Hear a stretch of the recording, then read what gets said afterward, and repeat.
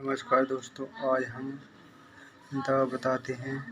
खांसी, जुकाम, बुखार, वायरल बुखार। इस समय मौसम बहुत बेकार है।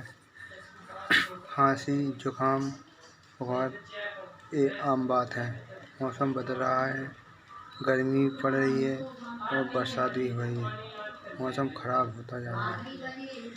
अगर किसी को खांसी, जुकाम, बुखार आए तो ये है मुलेठी, देखिए इसको मीठी जड़ भी बोलते हैं।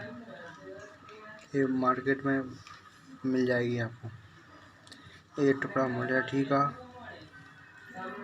2 लौंग, 2 काली मिर्च और थोड़ा सा दालचीनी और तुलसी की पत्ती, 8-10 तुलसी के पत्ते। ये सब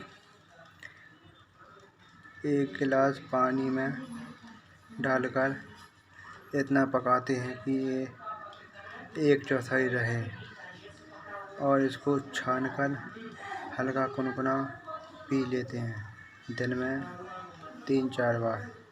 कैसा भी बुखार हो, खांसी हो, जुकाम हो, 2-3 दिन में ठीक हो जाएगा।